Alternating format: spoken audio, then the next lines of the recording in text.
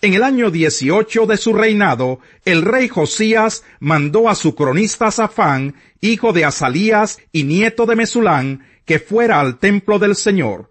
Le dijo: «Preséntate ante el sumo sacerdote Hilquías y encárgale que recoja el dinero que el pueblo ha llevado al templo del Señor y ha entregado a los porteros. Ordena que ahora se les entregue el dinero a los que supervisan la restauración del templo del Señor, para pagarles a los trabajadores que lo están reparando, que les paguen a los carpinteros, a los maestros de obra y a los albañiles, y que compren madera y piedras de cantería para restaurar el templo, pero no les pidan cuentas a los que están encargados de pagar, pues ellos proceden con toda honradez».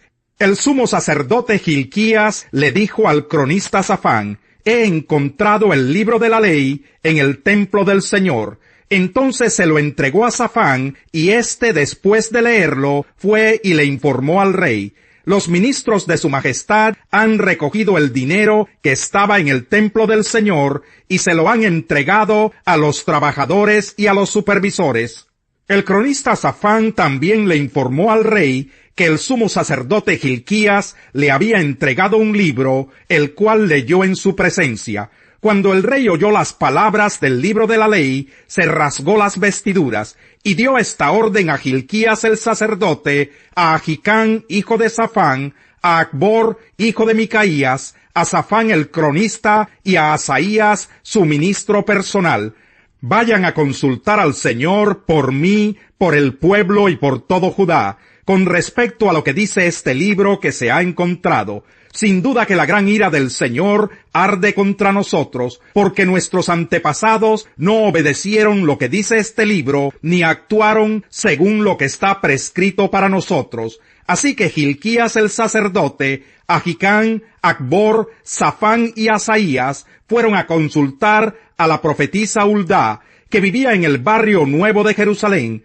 Huldá era la esposa de Salún, el encargado del vestuario, quien era hijo de Tikvá y nieto de Jarjás. Huldá les contestó: «Así dice el Señor, Dios de Israel, díganle al que los ha enviado, que yo el Señor les advierto, voy a enviar desgracias sobre este lugar y sus habitantes, según todo lo que dice el libro que ha leído el rey de Judá. Ellos me han abandonado, han quemado incienso a otros dioses y me han provocado a ira con todos sus ídolos. Por eso mi ira arde contra este lugar, y no se apagará. Pero al rey de Judá, que los envió para consultarme, díganle que en lo que atañe a las palabras que él ha oído, yo, el Señor Dios de Israel, afirmo: como te has conmovido y humillado ante el Señor al escuchar lo que he anunciado contra este lugar y sus habitantes, que serían asolados y malditos, y como te has rasgado las vestiduras y has llorado en mi presencia, yo te he escuchado. Yo, el Señor, lo afirmo. Por lo tanto, te reuniré con tus antepasados y serás sepultado en paz. Tus ojos no verán la desgracia que enviaré sobre este lugar». Así que ellos regresaron para informar al rey. Capítulo 23. Entonces el rey mandó convocar a todos los ancianos de Judá y Jerusalén, acompañado de toda la gente de Judá, de los habitantes de Jerusalén, de los sacerdotes, de los profetas, y en fin de la nación entera, desde el más pequeño hasta el más grande. El rey subió al templo del Señor, y en presencia de ellos leyó todo lo que está escrito en el libro del pacto que fue hallado en el templo del Señor. Después se puso de pie junto a la columna, y en presencia del Señor renovó el pacto. Se comprometió a seguir al Señor y a cumplir de todo corazón y con toda el alma sus mandamientos, sus preceptos y sus decretos, reafirmando así las palabras del pacto que están escritas en ese libro. Y todo el pueblo confirmó el pacto. Luego el rey ordenó al sumo sacerdote Hilquías, a los sacerdotes de segundo rango y a los porteros que sacaran del templo del Señor todos los objetos consagrados a Baal, a Aserá y a todos los astros del cielo. Hizo que los quemaran en los campos de Cedrón, a las afueras de Jerusalén, y que llevaran las cenizas a Betel. También destituyó a los sacerdotes idólatras que los reyes de Judá habían nombrado para quemar incienso en los altares paganos, tanto en las ciudades de Judá como en Jerusalén, los cuales quemaban incienso a Baal, al sol y a la luna, al zodíaco y a todos los astros del cielo. El rey sacó del templo del Señor la imagen para el culto a Aserá y la llevó al arroyo de Cedrón, en las afueras de Jerusalén. Allí la quemó hasta convertirla en cenizas, las cuales echó en la fosa común. Además, derrumbó en el templo del Señor los cuartos dedicados a la prostitución sagrada, donde las mujeres tejían mantos para la diosa Aserá.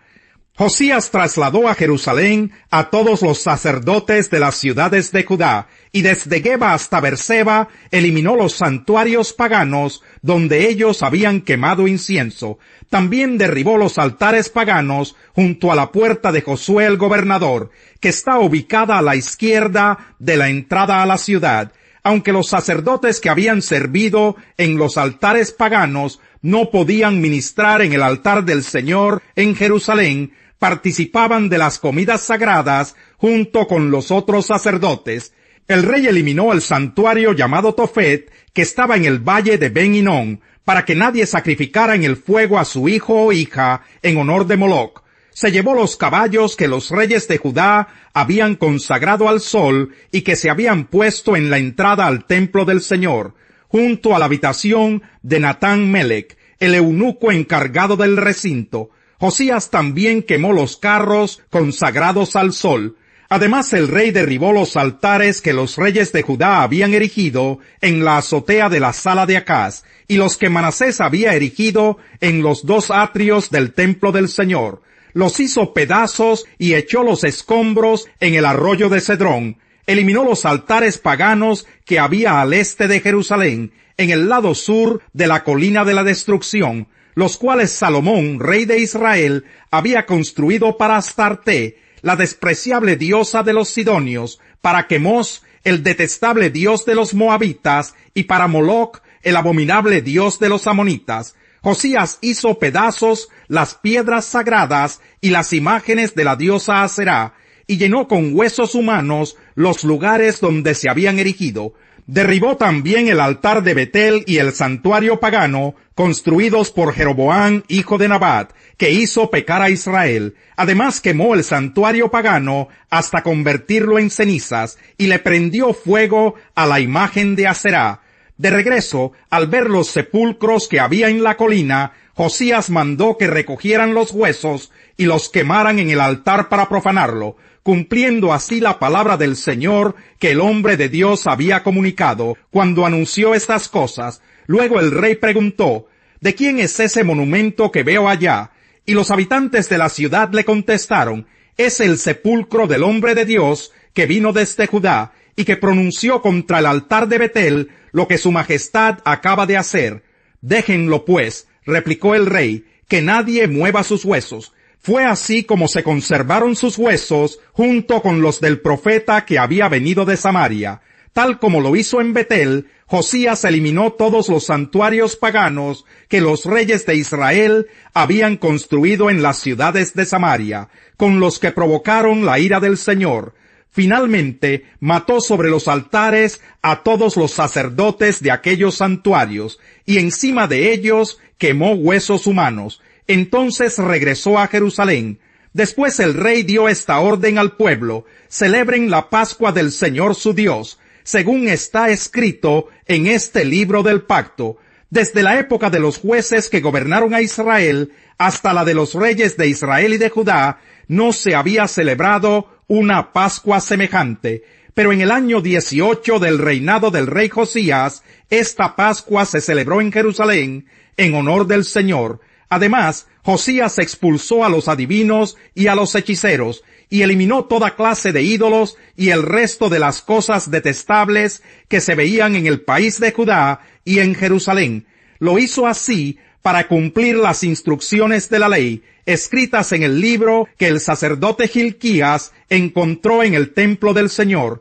Ni antes ni después de Josías hubo otro rey que como él se volviera al Señor de todo corazón, con toda el alma y con todas sus fuerzas, siguiendo en todo la ley de Moisés. A pesar de eso, el Señor no apagó el gran fuego de su ira, que ardía contra Judá por todas las afrentas con que Manasés lo había provocado. Por lo tanto, el Señor declaró: voy a apartar de mi presencia a Judá, como lo hice con Israel. Repudiaré a Jerusalén, la ciudad que escogí, y a este templo del cual dije: ese será el lugar donde yo habite. Los demás acontecimientos del reinado de Josías y todo lo que hizo están escritos en el libro de las crónicas de los reyes de Judá. En aquel tiempo el faraón Necao, rey de Egipto, fue a encontrarse con el rey de Asiria, camino del río Éufrates. El rey Josías le salió al paso, pero Necao le hizo frente en Megido y lo mató. Los oficiales de Josías llevaron su cadáver en un carro desde Megido hasta Jerusalén, y lo sepultaron en su tumba. Entonces el pueblo tomó a Joacás, hijo de Josías, lo ungió y lo proclamó rey en lugar de su padre. Cuando los soldados estaban a punto de meterlo en el cuartel, Pablo le preguntó al comandante: ¿me permite decirle algo? ¿Hablas griego?, replicó el comandante. ¿No eres el egipcio que hace algún tiempo provocó una rebelión y llevó al desierto a 4,000 guerrilleros?